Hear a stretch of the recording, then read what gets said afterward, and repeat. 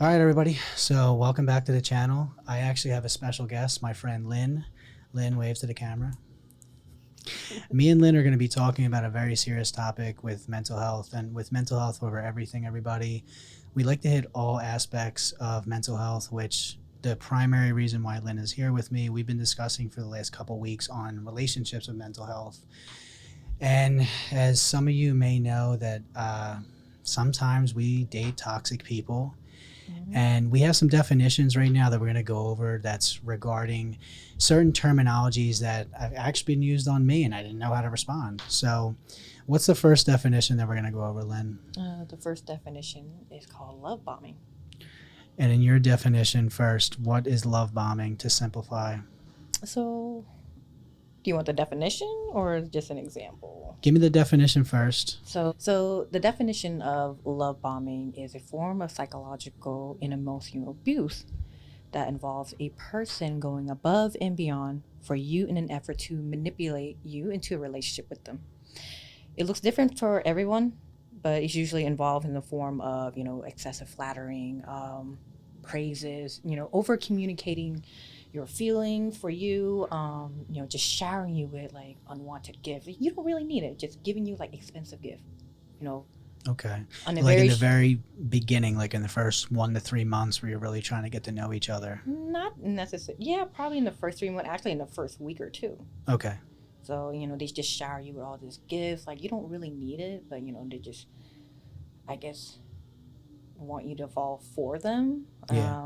And then, like, the early onset of intense talk about, the future with you. Like, let's just say I just went on, like, 2 dates with you. Like, he's like, I think I'm falling in love. Or, like, I see a future with you. I'm just like, damn, like, this, Chillax.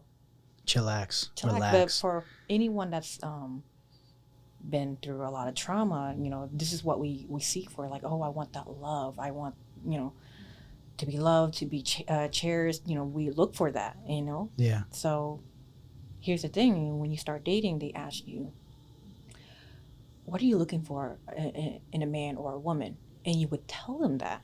Yeah. As you're telling them, like, this is what I want, as a narcissist, they take on that persona. Yeah, and that's the one thing, is that giving information too soon to somebody, and on top of that, when you're too open right away before you even Yeah. know this person, and that's how they manipulate you. They become this person that is like, oh, this is what I'm looking for. He's giving me everything I want, what I'm looking for, this love. Like, I'm happy. Like, Yeah. I think, I'm going to take this risk. Like, I think I'm going to give love another chance. I think another thing is that I've been on some dates, and I've known somebody for a couple weeks where, like, I was kind of love bombing them away. Like, it was just nice to hear me telling them my future plans and everything, and them agreeing Mhm. with everything. And then I think I told you this over summertime. I had went on a date with somebody, and I was like, "Are you really spontaneous?" And they said, "Yeah." And I was like, "I'm going to DC in an hour. Do you want to go to a festival?" And they're like, Mhm. "Yeah." That whole car ride down, this person was just like feeding me all these things that weren't her. And I said, "Yeah, I'm not really a big drinker." I said, "I don't do drugs." I said, "I've smoked weed here and there, but Mhm. I'm not really about that." I said, I just like going with the flow and just like enjoying just like any new experiences." She goes, "Yeah, I'm not really that big of a drinker." And that was the girl that had the 5 Long Islands. And I was like, oh my God. And I told her I didn't like over controlling people. And She became that person. she grabbed my face when she was drunk and was like, "Why were you looking at the girl?" I'm like, "I wasn't looking at anybody." And this was only like a first date or two? This is like the second time ever seeing each other. Yeah, like a day later, we went out to the bar to go to this event for, like, I think it was a Caribbean night on Delaware Ave. And I'm like, "Yeah, let's go." I said, "Cool, like, I'm good with it." And she ordered one. She goes, "Yeah, I really don't drink." She ordered 1 Long Island. I'm like, damn, just ordering a Long Island alone. That's just like, that's the what first the that fuck? that is actually the red flag. Oh, I just want a Long Island iced I tea. I'm like, could not believe it, Lynn. I was so taken back. And then my friends came. This is like an hour later. They were late. And they're like, "Yo, have a drink." I said, "I got to get out of here, man." I said, "This girl." she's faded. And then she literally went over to the bar. She goes, "I'll have 1 more Long Island." I said, "No, you're not." She goes, "Are you telling me what to do?" I said, "You've had 4 Long Islands and you can barely walk." I said, "Please don't do this." So I do believe in the sense that, people in the very beginning are just going to give you everything that you want, or they're going to say everything is perfect. Mm-hmm. And that persona, like you're telling them what they want. Oh yeah, I want a house and kids and this and that. I feel like from a female's perspective, I can kind of believe it a little bit more, but I feel like on the men's side of it, I feel like some men are just saying it just to sleep with you. I think they'll do the love bombing as a persona in the very beginning to get you to fall for them. And as soon as you fall for them, they start acting completely differently. Once they've won, it's almost like a challenge. Yeah, once they gain that control, it's like night and day. They're a completely different person. That's And, awful. Like with my experience, I went through, like a breakup. I was single for close to a year. Wasn't looking, wasn't interested in anyone. And, I met this guy. Your mutual friends are. We're not going to say no name, but Yeah.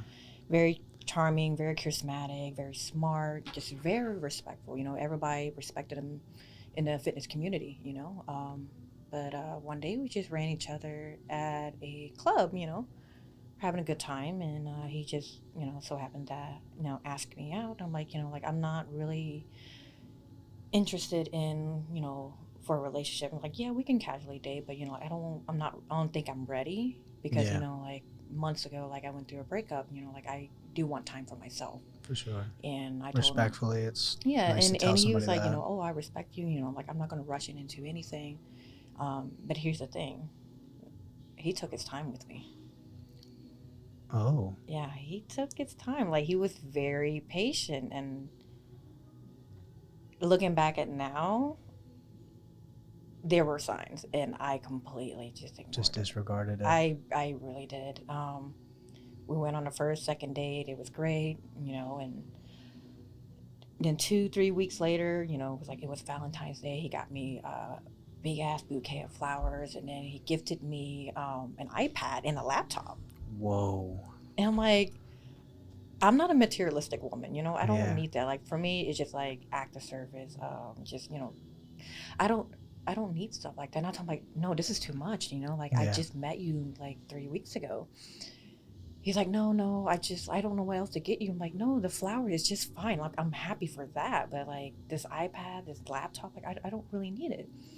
He's like, well, I know that you do, your side business. Like, I know you work with a lot of clients and, like you don't have a laptop, your laptop is broken, like you can have this because I don't need it because my other business have it already. I'm like, and I'm like, I was really smitten. I'm like, oh, thank you. Like, I appreciate, I'm very grateful, and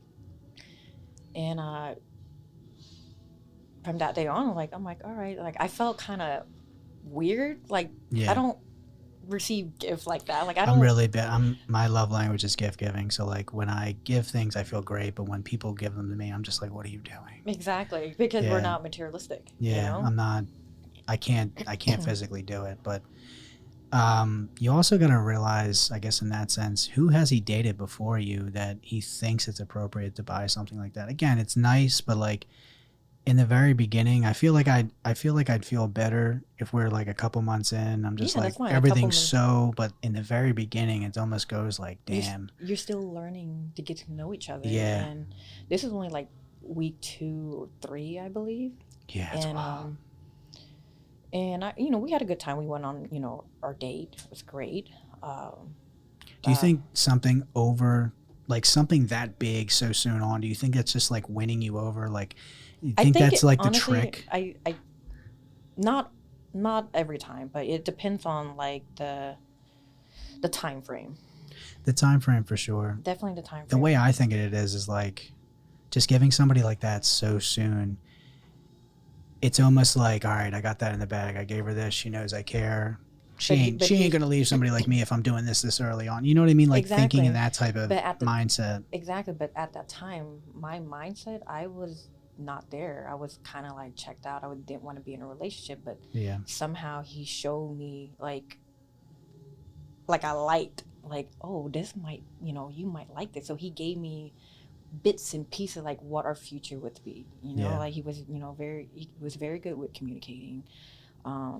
He was very mindful of what he said to me, and like he was very open, and I thought it was genuine.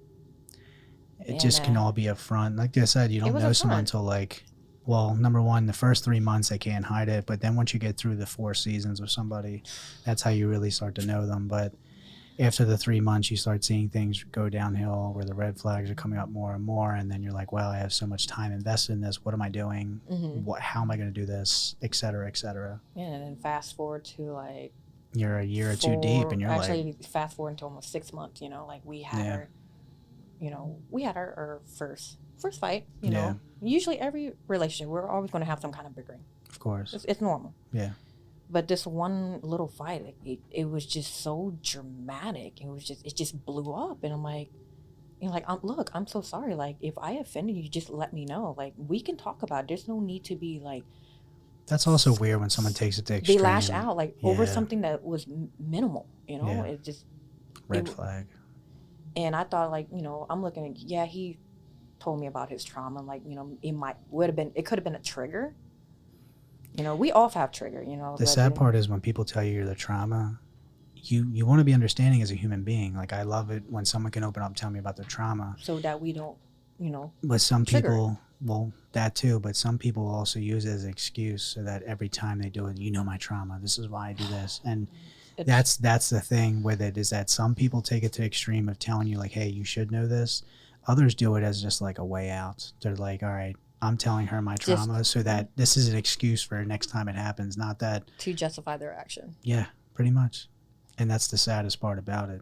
And I feel like that's like a common thing in this generation, is that we all come up with these excuses, but in reality, it's just for our partner to forgive us and not. And that's the thing. It's not even to work on things. It's not that. Like, in a relationship, it's a lot of forgiving. Of course. A lot of forgiving. And I think with a person with a narcissistic trait, they take advantage of that. Of course. A lot of really good relationships, marriages, friendships, the best ones don't want to agree that they went through some shit to get to where they are. And again, they stuck it out because they saw it as, this is an investment. I can't be without this person. I see the potential in this. And again, some people look at that, oh, I see the potential. I'm talking as if, like, you know, I have my problems. I see what I'm putting him up against, her against, vice versa. We can work on this. This is doable. Versus like, you know, get me the fuck out of this. You know what I mean? I mean, again, there's some situations where you're just like, I need to get the fuck out of here. And that's happened to me a few times where I've tried sticking around and I'm doing so many different methods of like trying to work with this person or just trying to understand their trauma. And then I just start seeing it that this is your scapegoat. Your scapegoat is, you tell me all the things you've been through, and then when things get hard and you say things you're not supposed to say, your scapegoat is, well, you know my trauma, so you should know better. I should know better. You should be working on this. I'm understanding, but that comes with improvement. You need to be trying to be a better version of yourself, because that's what I'm trying to do. And that's the thing. They don't take accountability whatsoever. Well, once you don't fit their mold, you're the problem. You are the fucking problem. Absolutely. So if I'm, again, it's always, I mean, I hate to say this in the man's world, but you're crazy. You're narcissistic. People use all these words. They don't even know what the fuck they are. And that's why I'm doing this, is so people know the definitions of what they're saying to people in a relationship. But the thing is, once you don't fit their mold, you crazy. I knew I shouldn't have done this. I knew it. There's so many things once you're not in their toxicity world that you are now the problem. Versus a healthy relationship where someone's like, we're two different people. Let's see if we can match one way. We can compromise. We can do something. But once you do not fit that narcissistic mold that they want you to be in, that toxic trait, the toxic everything, oh, you crazy. That's it. And then they move on to the next person. Oh, they find the next supply. I know. And they just keep, again, it's a cookie cutter. They want to see who fits in the cookie cutter for them. But here's the thing. They always have a relationship that overlaps from the last one. Of course. So they move on to the next one, but they're still. Again, it's a backup plan, and I only know this from my toxic years. No, of course, it's control. But no, it's more control for sure. But it's a backup. When somebody sees they're putting all their, again, eggs in one basket, but in reality they're going out separate ways, hitting on someone on Instagram, liking their stuff. Hey, we should hang out sometime. While they're getting to know you. And then the moment that you cut them, the moment they see nothing's working out, you don't fit their mold, they have an scapegoat, which is, oh, well, this girl's been hitting me up, this girl. And again, in this generation, there's like anywhere from one scapegoat to 10. And I know some women that have 20 scapegoats, they just go on their Instagram. So again, it's we're going from a generation, from our grandparents' generation, where they wanted to work on things because, again, they didn't have the options like we do nowadays. They didn't have social media. They didn't have anything like this. So the toxic traits are just, again, the generation below us, they're fucked. We're fucked. We are, but they are also. They're also in bad place right now, Lynn. The next one is gaslighting. Gaslighting. Wow. I've actually heard this and I have no idea what it is, so please tell me.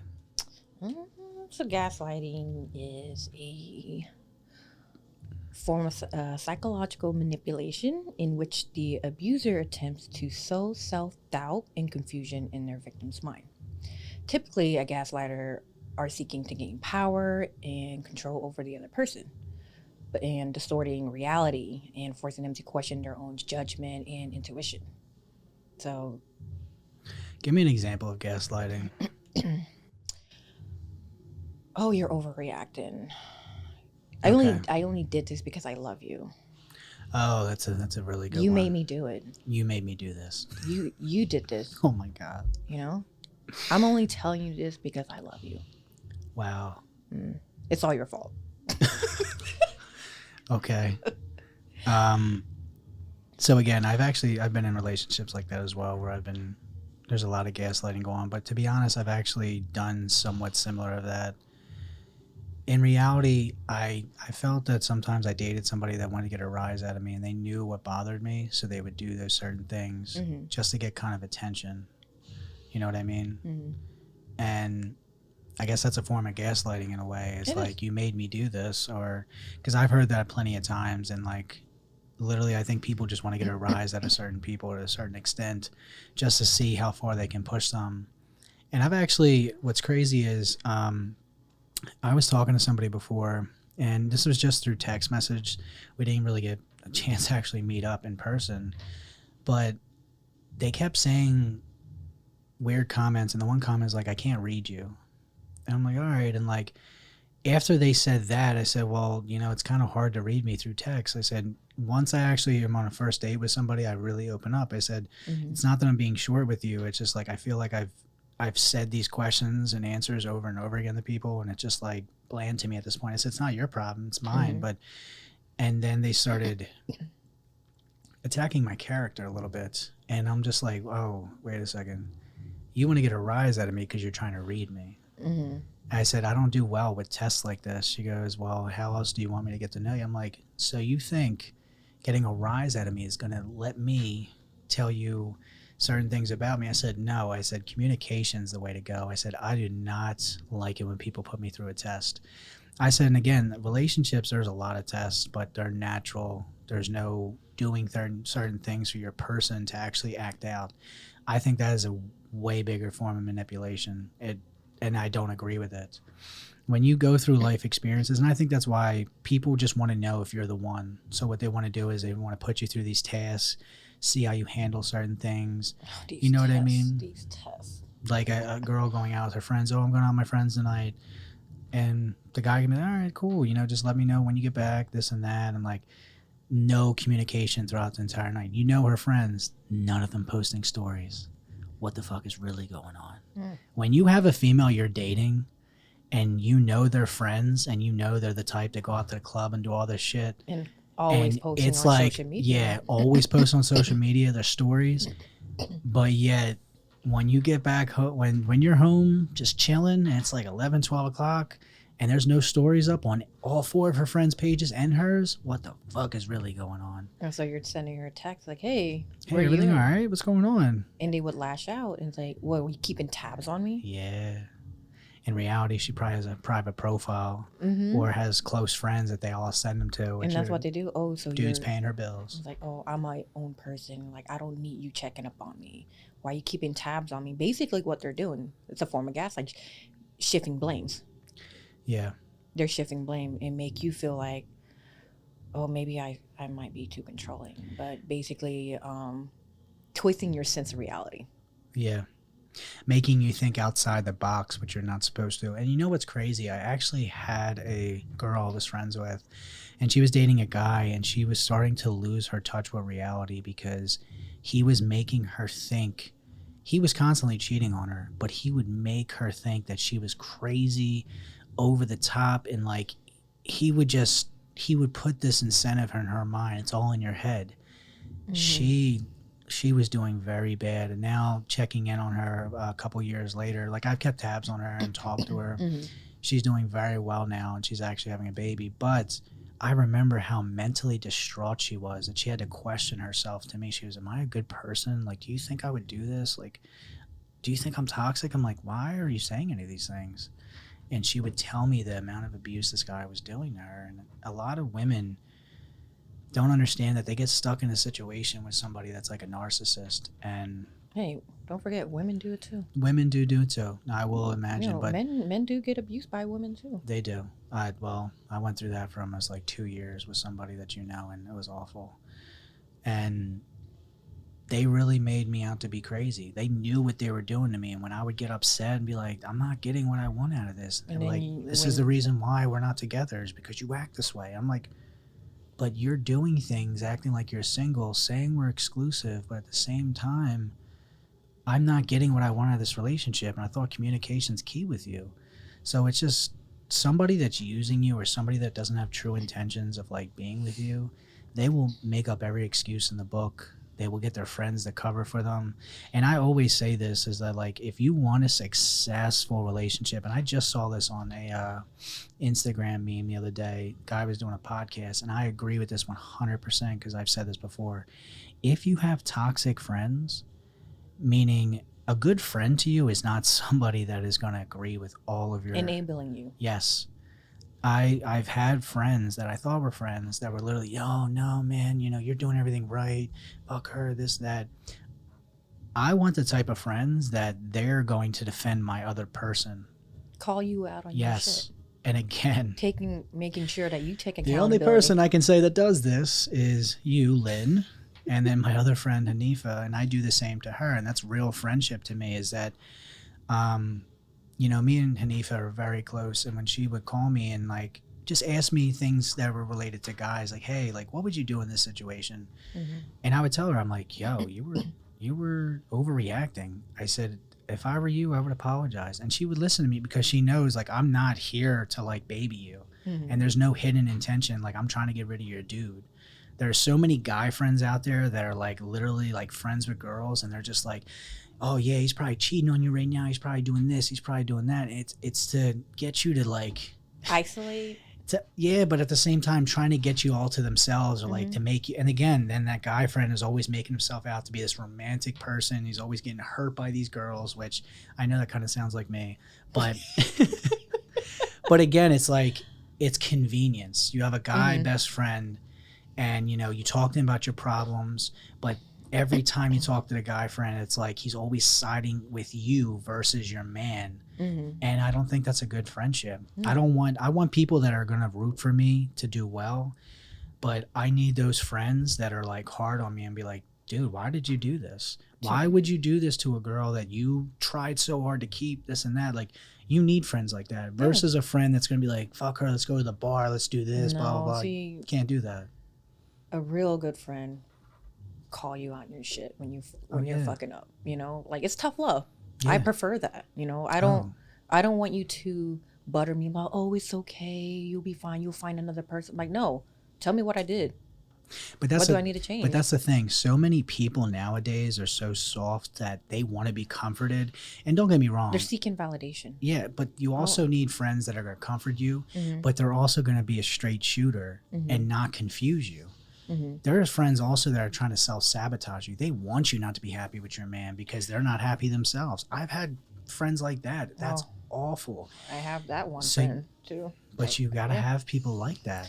You got to have people that are by your side, but you got to have people that you really know what their true intentions are as a friend, because I got plenty of people cheering for me, but like the real people that are in my close five, I know for a fact when I'm being an asshole, they're going to tell me. And on top of that, I can't see myself through anyone else's eyes as me. So if I'm at a character or something, I don't know what's going on, I need someone to pull me out of that and say, yo, rethink what you're doing, man, because this isn't you.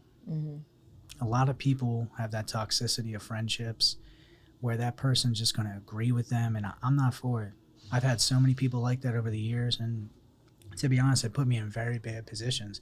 Oh, I know. And again, I know. I also had those friends when you give them the same advice and they're like, nah, I'm not listening to you, but why did you tell me to do this?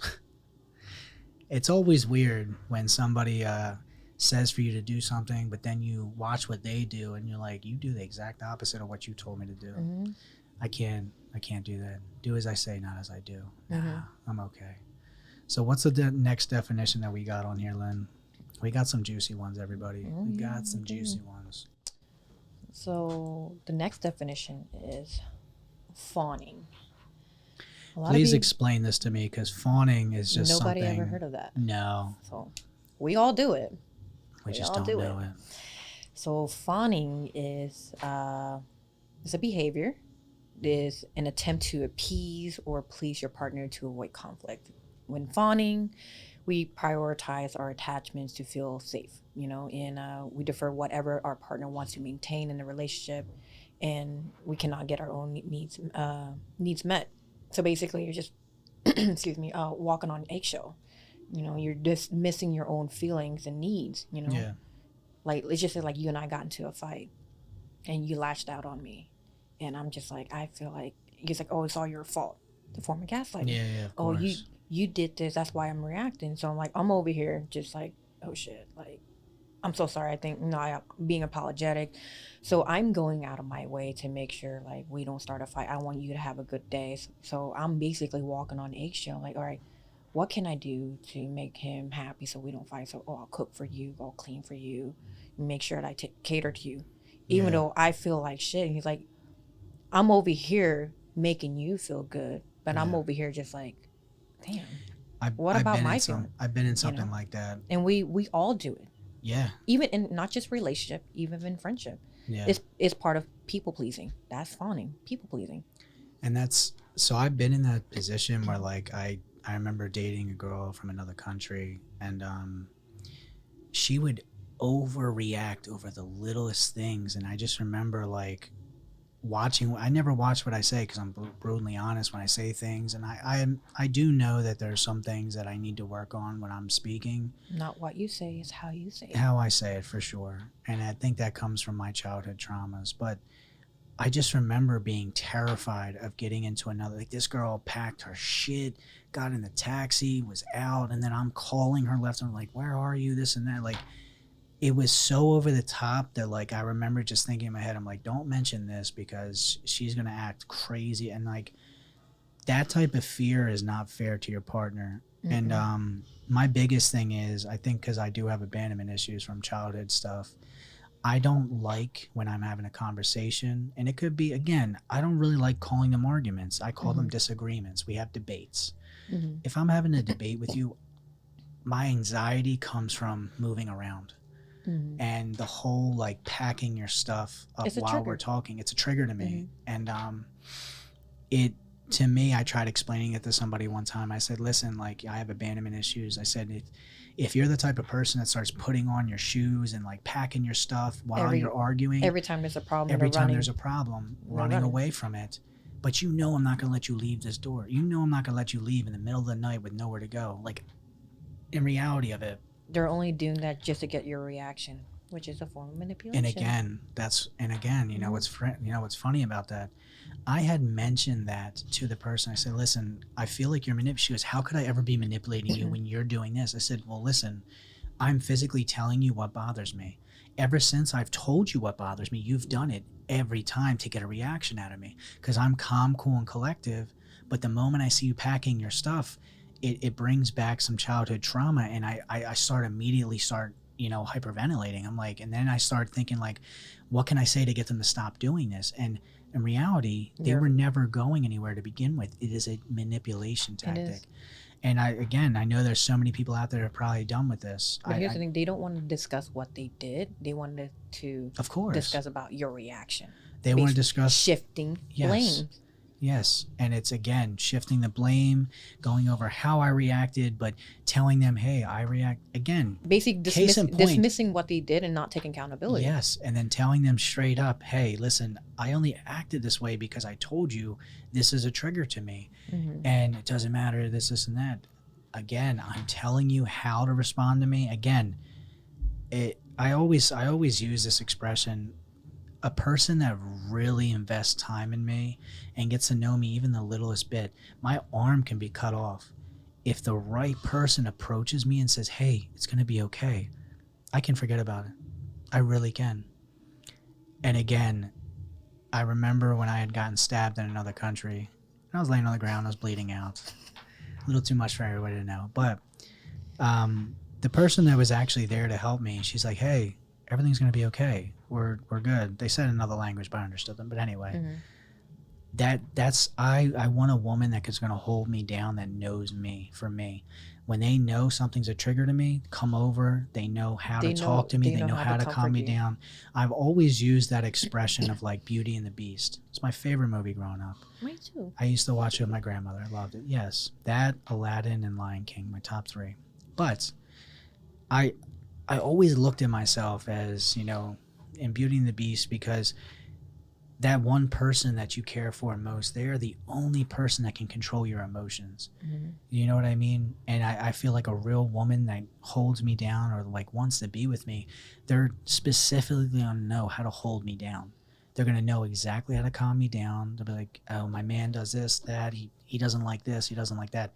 That to me is more impressive than anything, is when you can actually know what bothers me.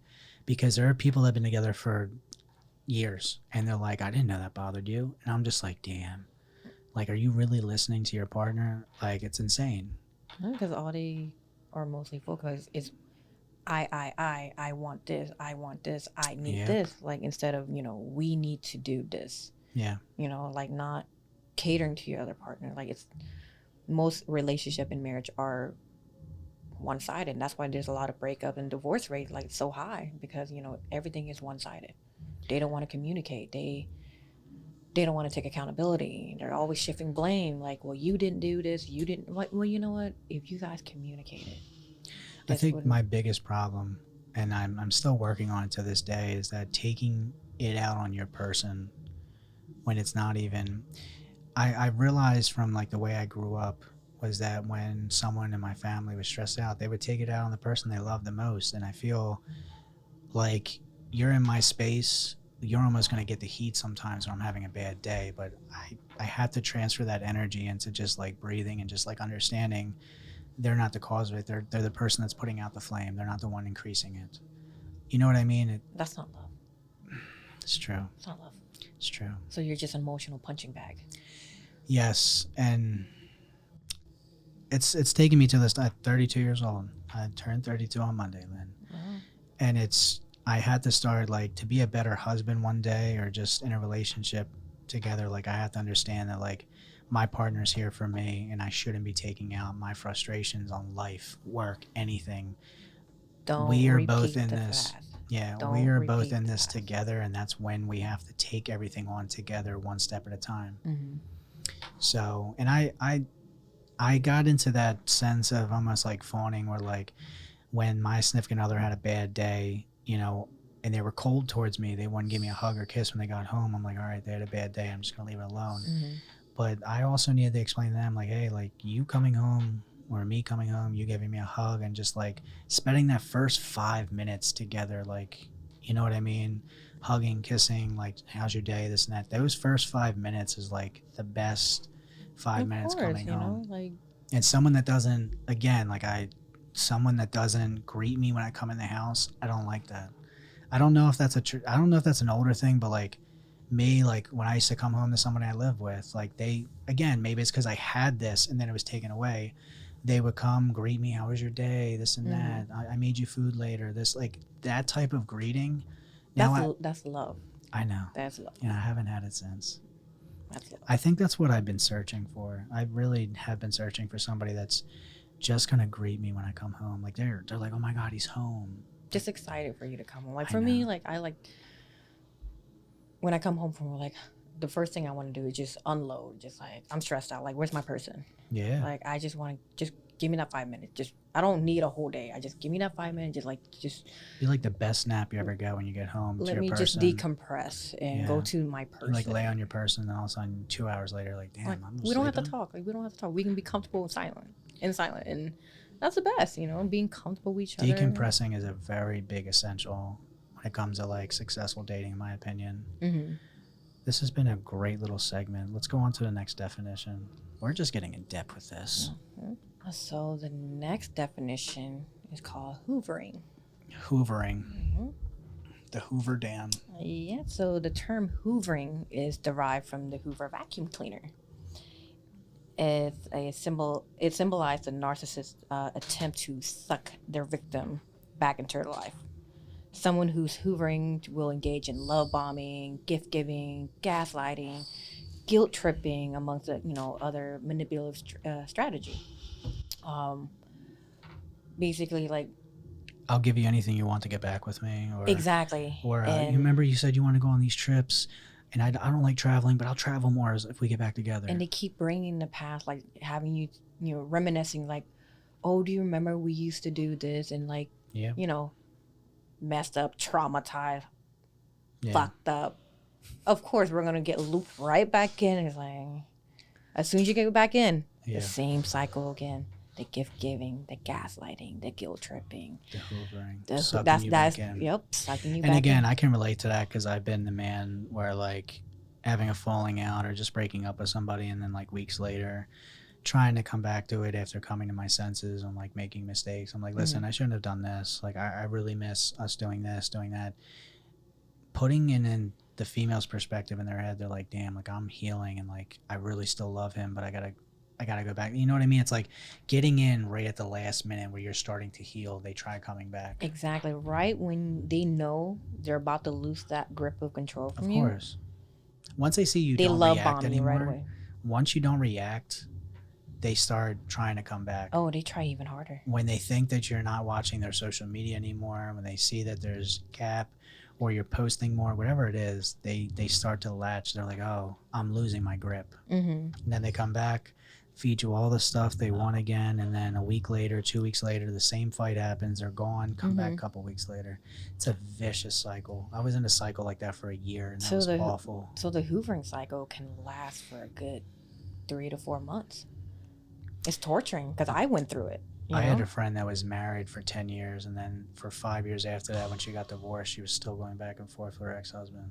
That was crazy. And everybody... Can you imagine that vicious black hole cycle of bullshit? Because, we're mentally just, the next subject we'll be talking about is trauma bond. It's part of hoovering. So I was in that situation too, hoovering. Yeah. So, after... Trauma bonding is very big that a lot of people don't know about. It is. A lot of people don't know. They don't even know what trauma bond is. Yeah. A lot of people, they know maybe a little segment. But anyways, like with hoovering, I went through that for about a good 3-4 months, right when I've been working on myself and healing myself, Yeah. just self-reflection, like I'm doing better each day, going to the gym, taking care of myself, eating healthier, having a good sleep cycle, Yeah. and this person would, stalk me on social media, I would block them, Yeah. but they find ways to, To still be in your life. to still be in my life. And Yeah. as I'm moving on, getting a new job, getting promoted, starting, like a new business, right when I'm like getting better, feeling happy, hear this person coming in just like, hey, how are you doing? I want to talk to you, like I feel like we need some kind of closure. And for me, it's just like, I'm a very forgiving person, and like, Yeah. but I will not trust you again after that. But, sending me this long text message from 3 different fake numbers, like, hey, I need you back in my life, do you remember what we used to do? Like, yeah, I do. I do miss that part. And They try to bring up those memories to bring like those memories kind up. of pull you in with that, like, oh, that could be us again. Yes, they could. It could. Yeah, it could be us again. Be us again. Yeah. And, or they changed. They're like, And you oh, see why, like, why do you keep going back to him? yeah, That's the hoovering. Why do yeah, you keep going back to her? Why? That's why. Because you keep bringing up these, memories of like how you used to be so happy, how much you were so in love. yeah. And you forget all about the abuse that you went through. I think I was like that when I was 18 or 19. I remember I had a high school sweetheart I was with for almost 2 years. And I just remember that I would just be like, do you remember this when we first met? Do you remember that? And like, I just wanted her to take me back, but it wasn't happening. But was that your intention though, to keep her? My intention was to get back in the relationship and see if it could be better than what it was. But we had our problems. That was the first girlfriend I ever had. I didn't know what to do. Well, you're still developing. You're still learning. I was like, damn, like, do I really have to be this heartbroken? And I remember it was like years. I was heartbroken over that shit because I felt like it just ended. That was your first too love. rapidly. Yeah. First love is the worst. Oh, I know. What is it? The first cut is always the deepest, and first love is always the sweetest. Yeah, fuck all that. But anyway, I think a lot of people need to like identify really what's going on, and I think I've seen women gain so much confidence from knowing stuff like this, and that's kind of the reason why I told you I wanted to bring you on here and do definitions, because there's a lot of people that don't really know what's happening to them. And again, this goes the same thing with men too. I know men that are in toxic relationships that are trying to get out of, and again, this type of stuff is happening to them. And that's the thing when it comes to mental health. Like, they don't take you guys very serious. It's hard because the one thing I can't stand is like when I do know a good person, and this happened to me a couple months ago where a girl I was close friends with, she was dating a buddy of mine, and he was putting this perfectly put together person through like so many obstacle courses and just like doing all of the definitions we're doing right now. And I literally said to her, I said, listen, like, I care about you as a friend, but I can't continue to see you destroying yourself. I said, from who you were to now, I think you don't know who you are. I said, I feel that you're decaying in front of me because you're trying to keep this person happy that constantly keeps messing up, and they keep coming back in the most aggressive ways, and you just keep forgiving them, showing up at your house, having to call the cops, having them threaten to do stuff to themselves, commit suicide, whatever it is. It's like, when is enough? Do you know what I mean? And literally that other person that's doing crazy things like that, they usually don't go until they find someone else to do it to. Their next supply, the next victim. And that's the saddest part out of everything, man. It's a trauma bond. Yes, it is. And on top of that, even some of the definitions of bringing up my past are like, I remember this person's like, yeah, he keeps telling me that this happened to him and that, and that's why I shouldn't get married when he does this. I'm like, he's giving you an scapegoat. No, so every time he messes up, this is what's going on. You're allowing him to be comfortable disrespecting you. You're tolerating it. Yes. Even though you don't know that because you're fawning. Yeah. So you're tolerating their disrespect. Of course. And they're going to continue to do that until you put your foot down. You're never going to put your foot down when you're like mentally and emotionally broken. Of course. When you're at your weakest. No, that's when they totally take advantage of you. And that's the thing. People can see you breaking down and see that they have control of you. And when they have control of you, they're having the best time of their lives. Oh my God. They get a high out of that. They get a fucking high out of it. But when you stop answering their calls in the middle of the night, they lose their fucking mind. They lose their mind. They don't like being in their own head. Yeah. Because they know what they did wrong. Yeah. But they don't want to face it. They don't want to hear it. We're gonna have so many other podcasts. It's gonna be great. What's the next definition we got to talk about? As we were talking about, trauma bond. Yeah. So, trauma bond is when a person forms a deep emotional attachment with someone that causes them harm. Okay. And it often develops a repeated cycle of abuse with positive reinforcement. When this occurs between partners, this is a trauma bonded relationship. Yeah. You know, trauma bond is. I mean, you're basically bonding over similarities that you've. I mean, I remember dating someone that had the same similarities in X as I did. And they were repeating word for word the same things and again, they weren't tricking me. They were literally saying it first, and I was like, oh my God, I went through the same thing. And I gave them my example. They're like, oh my God. And we were trauma bonding over certain things that I was like, I don't know if this is healthy or this is, It's the whole cycle of everything we talked yeah, about. You know, it's the love bombing, the trust and dependency, the criticism, manipulation, yeah, the giving up control, losing yourself. You know, that's all part of trauma bond. yeah. Just one big. It's like crazy how they all play together. Mm-hmm. And again, like I hope people out there, I hope a lot of you, men, women, any gender, I really don't care what gender you are, but I just hope people can take this for what it is that this is like information. If you're going through something right now, these definitions might help you. This might help you in some way mentally because Get out while you can. get out while you can, seek help, and don't take Seek. that in the wrong way. Talking to somebody that's a very supportive person in your life, could be a family member, could be a best friend, or it could be professional help. And professional help sounds very drastic to some people, but sometimes talking to somebody that is on the outside looking in might be the best thing for you. Like I said in this, having toxic friends, talking to them, that might not help. But talking to somebody every once in a while to make sure that your mental status is there is essential for your Having mental a health. good support system is very important. Having a good support system can move mountains. Mm-hmm. I've been in the worst support systems and I've been in the best where people have had my back. And again, like I said, I know that if I messed up, they would correct me. Mm-hmm. And that's the best type of support system. And that's the thing, when you have a great support system, they will never make you feel like you're a burden. Oh yeah, of course. They will tell you. And again, I will comment on this, is that you get those people who are like, oh, I'm always here for you. And then you go through some, you call them, they don't answer, you text them, they're giving you bland answers. Or Like, it's like, it oh. sounds good to say. Mm-hmm. And that's the one thing I've noticed in my time here. Just misleading, you know? I've just noticed that people will offer, hey, if you need anything, I got you. Hey, this, hey, that. Show me some fucking action behind it, because I'll tell you right now, everybody can say, oh, I'm here for you, I support you, this and that. It's all talk. It is all talk until I see the action, because there are so many people that play that I'm a good person card or this great person, this and that. It's a fucking front for a lot of people. It is, because they don't give a fuck if you're going through something. And that's the thing, they're only with you for the benefit. Of course. For the convenience. Yes. When it benefits them.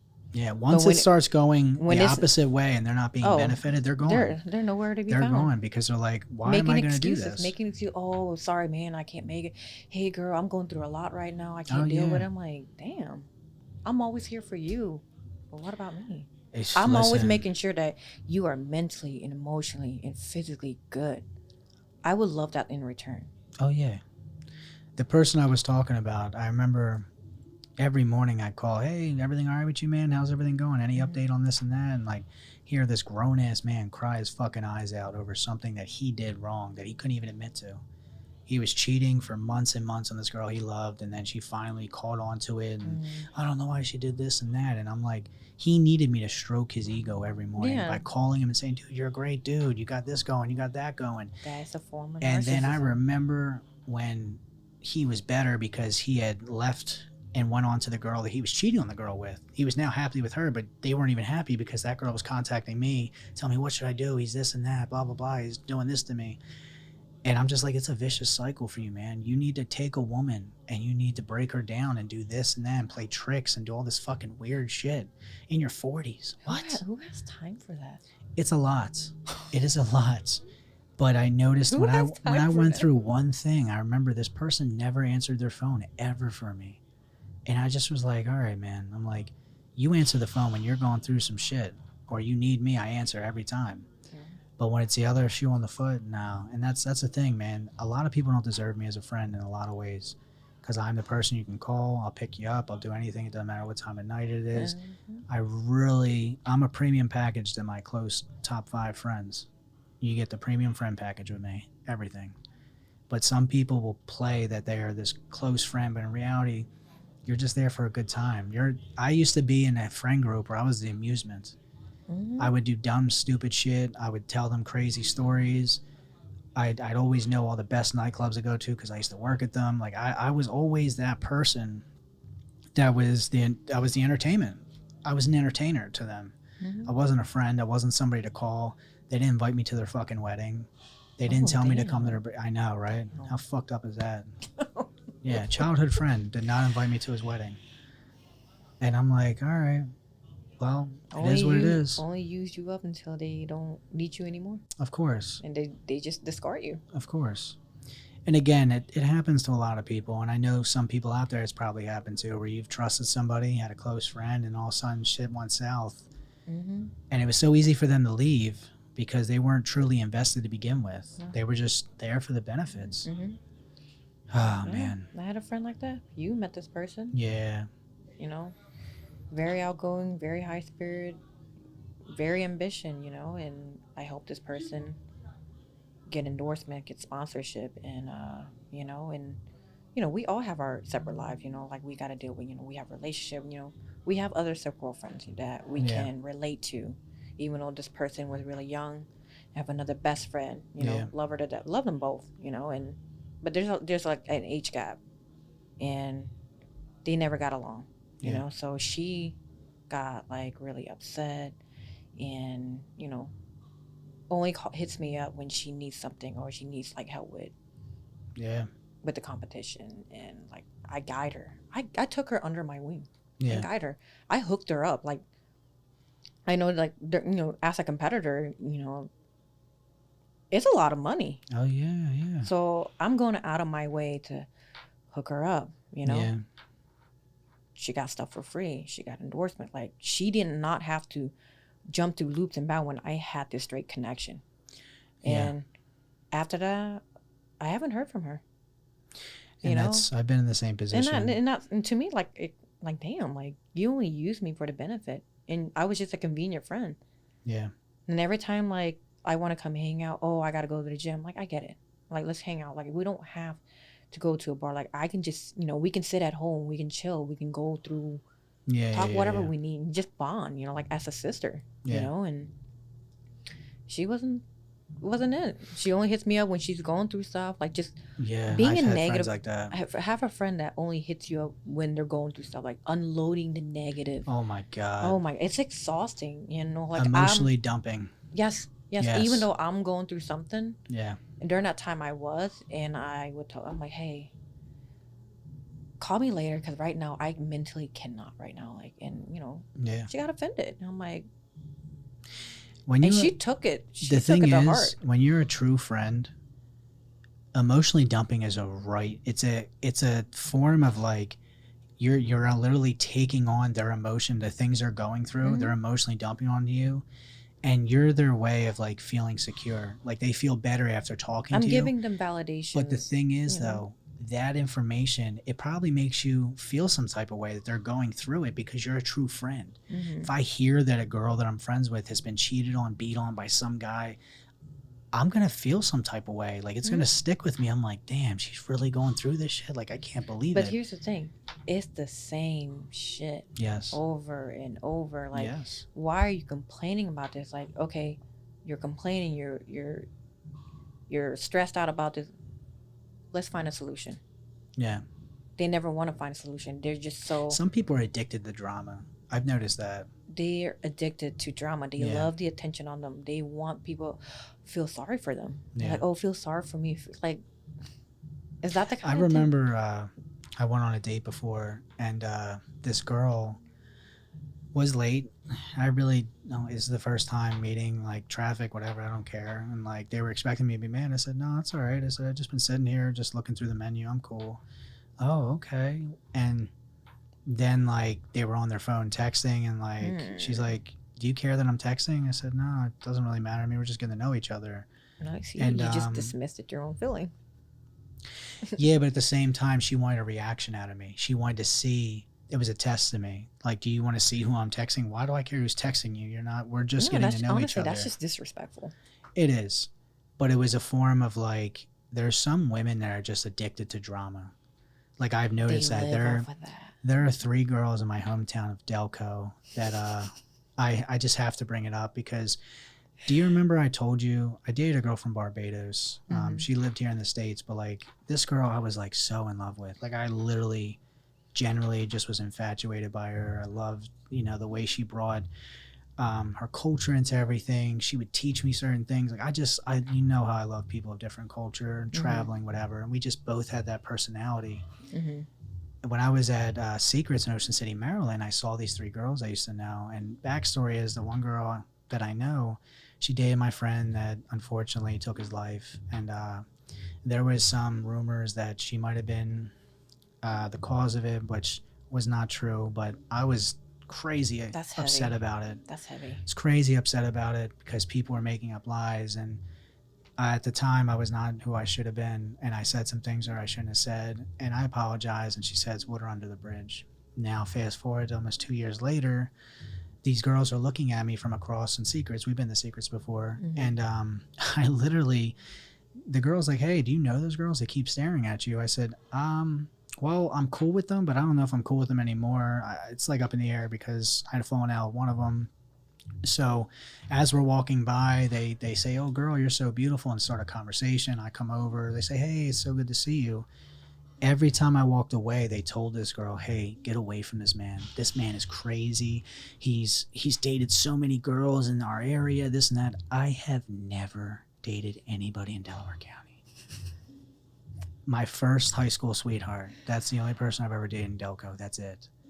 Everybody else has been New York, New Jersey, Delaware. It's a small town. And it's just so funny that they were trying to self-sabotage me because this girl had so much guilt from what I said to her.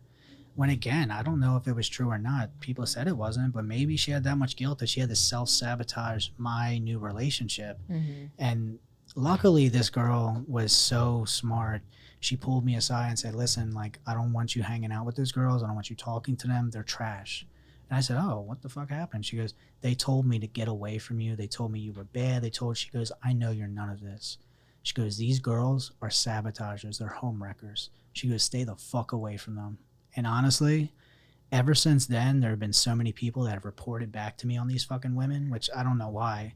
But they're full of drama. There's always a problem. There's always fights. There's always this. I'm like, yeah, those girls feed off of attention and drama and all this other fucking dumb shit. Because they got nothing going on in their life. No. Nothing exciting. They think. Yeah. On social media for clouds, yeah, but Life behind all so that, funny. they got nothing. They got nothing to show for. Did you know where the term gaslighting come from? To be honest, I thought my ex invented it because she used to use it with every situation I got. Lay it on me, Lynn. Come on. So the term gaslighting originated from a British play film from the 1930s. The play was called Gaslight, and the plot was about a husband who mentally and emotionally manipulated his wife into believing that she was crazy by changing the intensity of the gas lamp. This is like in their home. Crazy. Go ahead. Yeah. So he does other crazy things like, knocking on the walls, moving stuff, making stuff disappear. Like if she had her keys here, he'll move it. And obviously, she's going to question, hey, like, where's this? Like, oh, no, I don't know. And then the wife, she came from a rich family. Yeah. So she came from a rich family. So he quickly married her for that intention. Holy fuck. Yeah. And it's so crazy that we have terminologies that come from exactly where gaslighting comes from. I would have never guessed this. So he this. married her knowing that she came from a really rich family, and he quickly married her after discovering how much of a wealthy family she came from. So he was so persistent in denying her reality that he eventually convinced that she was crazy. And the story ends in a, so tragic. And does he kill her and take all the money? No. So what he did is he had his wife committed into a mental institution in order for her, in order to gain her inheritance. Oh my God. Stolen by this conniving ass husband. All right, everybody. So there you go. If your ex uses gaslighting on you, there's a real terminology behind it and a history behind it. Oh my God. I would have never have guessed that. Crazy, huh? I'm glad you're here, Lynn. Let's go on to the next one. So the next definition is reactive abuse. What's reactive abuse? So reactive abuse is when a narcissistic or a toxic person deliberately triggers you into reacting to their abuse. In other words, they would do or say something obnoxious and you react. Then they act innocent and ask, what's the problem? They would just blackmail you by recording you or, just call you out and then just play the victim card. Yeah. So basically, you poke the bear. You Or poke they and would poke. show one side that's their No, family no, or no, friends. no. You keep poking the bear. Yeah. Eventually, bear's you're bite gonna. Eventually, he's gonna snap, right? you. Yeah, of course. That's reactive abuse. Wow. That's insane. I would never think that that's what it is. But So, you know, if you're getting to a fight with your partner, yeah. you know, he's like, you this, you that, and you're just sitting here just like, okay. And he's getting into your face like, you this, and bleep, bleep. And then I feel like women do that a lot with men. Oh, women do it a lot. I agree. Because Women are crazy. Women are crazy. I feel like some people like to push you to the edge. And again, I think we already mentioned this, but like somebody's going to keep pushing you and pushing you to get you to act out a character. And it's a form of a test and manipulation of they want to see how far they can push you and just know their limit, but they never reach that limit. But here's the thing. Reactive abuse usually happens out in public. It's true. So they are very manipulative with that. They'll push you. Like, for my example, he's like, oh, I see you eyeballing that guy. I know you want him. Yeah. And I'm just sitting like, stop. And he'll keep, you know, pushing. I'm like, can you stop? And then I finally snap. Yeah. And he's like, oh, what are you, you're crazy. Yeah. It's like, you see, they this, stop like, doing and what they're doing. This is what they do. Yeah. They'll play the innocent card, playing the victim. Like, I didn't do anything. You see this? Yeah, she's crazy. Oh, she's man. crazy. That's again, like, that's reactive abuse. I remember someone always said to me, I remember I got in trouble in high school, and this principal said to me, he's like, you ever watch hockey? I said, a little bit here and there. I said, but not really, but go ahead. He goes, when one guy hits the other, gives him a cheap shot, who do they usually catch? I said, I guess the guy that hits back. He goes, yeah, man. He's like, listen, he goes, even though someone did something to you, the way you reacted, we caught on to that reaction because you acted like a fool doing this and that. And basically whoever throws the first punch. Yes. So it really got down to the point of like knowing that you don't know why this person's acting the way that they do, what they did or what they said to you. People are just going off for your reaction. And I feel like women do that. They try to push you.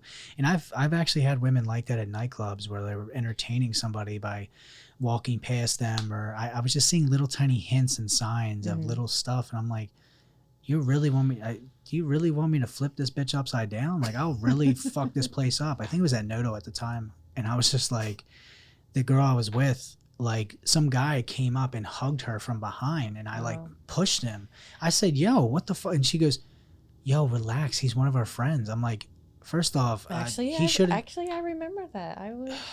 The shit happened, and to be honest, made you that be the bad person. Made me the bad person, but they went over to go apologize to that person and talk to them. I'm like, are you out your goddamn mind? I said, and I'm supposed to be your man? I said, no sirree. But literally, they'll make you out to be the crazy person, or you're like the bad one all the time, and that's crazy. Did you know there's 4 stages of narcissistic abuse cycle? I did not. Yeah, so there's idealization, devaluation, repetition, and discard. Explain to me what all this has to do together. So in the cycle, a narcissistic partner may love bomb you, devalue your sense of self over time, repeat the pattern, and eventually discard you in the relationship. I feel like I've had that happen to me so many times. Aren't there like 12 different types of narcissists? There's actually 14. Oh my goodness. That's a lot. It is. There's 7 stages of trauma bonding. Oh goodness. Let's go through them. Okay, so the first one is love bombing, trust and dependency. Okay. Criticism, manipulation and gaslighting, giving up control. Yeah.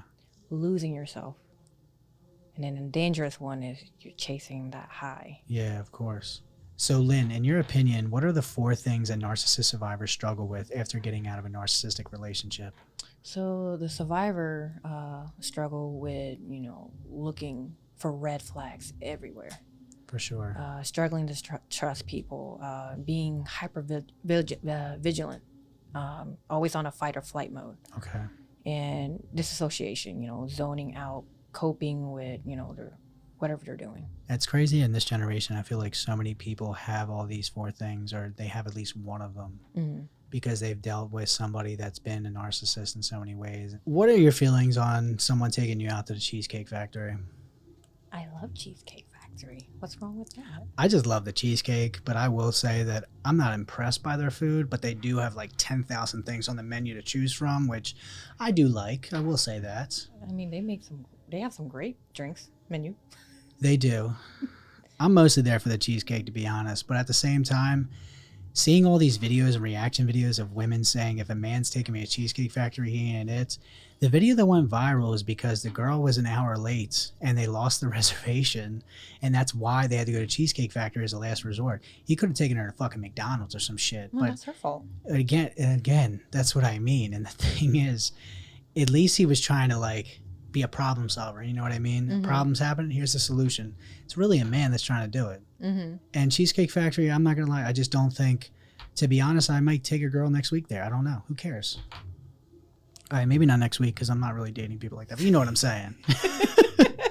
But again, I think the whole thing with the Cheesecake Factory is just BS. So, yeah, I'm sorry, ladies. If you don't want to go to Cheesecake Factory, it's okay. Maybe somebody will take you to Capitol Grill, Photo de Chao. Now, Photo de Chao I go to all the time. I love it there. What's another bougie place? Del Frisco's. Del Frisco. Steak 48. So overrated. Yeah, I know. I love those places, though. But I'm never taking a woman there that doesn't appreciate me. No. I've already done it like a dozen times. How much money did you waste? A lot of money. All right, so did you hear about Kim Kardashian admitting to having a manny? A what? A man nanny. A man nanny? A man nanny, yeah. So Kim Kardashian hired a nanny, which is a manny, and he is a man, and she wanted to have a more father figure-like person or a male figure around her kids, which I can see from a perspective of what she's saying. She wants a male figure that's, I don't know, maybe a little bit more dominant. I don't really know, to have the kids feel more safe. What about the father? That's what I'm saying. Apparently Kanye's okay with it. He met the manny and they're good. Like when he drops them Really? off, he drops the kids off to the manny. I would everything. think Kanye West would have flipped out. It blew my mind to think that He's didn't, okay with that. Yes, that he didn't put this shit on Instagram and say there ain't no motherfucking news around No, my I kid. would not be comfortable with that. Yeah, I don't know, man. I guess because I don't have kids, I really can't comment. But at the same time, yeah, I don't want another guy around my kids. Another male figure? And on top of that, the fact that I have to pay him too. Fuck all that. Like some Mrs. fucking Doubtfire shit here. Hey, Mrs. Doubtfire is fucking awesome. It was awesome. But it was also the biological father that thought, Yeah. Yeah, whatever. So, would you post your partner on social media? Oh man, this is very hard. So I was in a relationship for almost 2 years where this person never posted me or even took a picture with me. I always had to take pictures of us. Me being a travel photographer and actually loving taking pictures of whoever I'm with, it was very hard for me. But to this day, not one person knows that I dated this person that is in her realm of social media. And it bothered me, and it actually made me think less of myself because I'm like, damn, like I want to show you the fuck off because you were just beautiful behind everything. But on top of that, I want the women on my social media to know that I'm taken. But the more I started getting into this is how I started getting manipulated by this person. They just kept saying, I don't like my business out there. I don't want people knowing because people are self-sabotagers. And I will admit, there are women that do want to self-sabotage. They want to appear single. Yes, they want to appear available. And again, on top of that, they could be messing with 5, 6 other people and none of them know about each other. Yes, people do that. Men and women. It happens more than you think. I'm sorry. So you're not posting your person at all? I would definitely post my person because, my relationship's everything to me. But here's the thing. I would definitely keep my relationship private. For sure. But not a secret. Yeah. I don't even like the bullshit where like my hand's in the fucking photo on your leg and that's the shit you take. No, we ain't doing that. Wait. We're not going on a vacation. Are you talking about the no face, no case? No face, no case. No, I'm not doing that. If I'm taking you out to Mexico, which I've done, and this person knows who I'm talking about, you fucking know it, and take not one goddamn picture of me. I was the boyfriend that was taking pictures of you. And again, Then you break up with me 2 weeks later. Fuck you. Number one. Number two, we're not doing that shit. If I'm with you and I'm taking you on trips, we're going out to dinner, we're exchanging bodily fluids, whatever the fuck it is. I am showing my person off when I am with them. That's just how I am. That's how I grew up. And that's how it should be. I love memories of being with my person. But again, I'm not going to tag my person. Even though motherfuckers are slick, they're going to look at the like photos and find out. Could be 1,000 likes. That dude will go into those likes and follow my person. But you know what? At the end of the day, I have to trust my person. You have to trust your person. How did I know you were going to say that? And if you don't, there's some insecurity that you guys need to work on. I know. I think in the back of every guy's mind when they think about this is, number one, they love it when women like their photos, but as soon as they have a woman, a lot of women stand down from liking photos. Some of them don't, but a lot of them that you're probably interested in, they're not going to like them because, again, they don't want to seem thirsty. They don't want to seem desperate. So a lot of men don't want to lose having those girls comment, like, whatever, view their post because they're like, oh, he's got a girl. That happens all the time. People want to appear available in this generation, and it's fucking disgusting. Mm-hmm. To me, like, I do want to keep my life private, but at the same time, like, I also want to show how much I spoil my woman, how much I love her, how much I appreciate her. And I also want all the thoughts out there to just know, hey, he's got a woman that he's perfect with. And there's home wreckers, Lynn. I've ran into home wreckers. It's all respect. My home's been wrecked a few times. I didn't participate, but they tried. Luckily, I had evidence. Well, hopefully you didn't open that damn door. No, never. Okay. They just looked at the welcome mat, and that was fine. Did you know it's an actual fact that when you're chemically bonded to somebody, you can fall asleep 10 times faster? Absolutely. I'm not gonna lie. The moment I'm laid up with somebody that I care about or I'm attracted to, I fall right the fuck asleep. That's the best. It's the best thing ever. It's the best feeling ever because I get the best sleep I never get.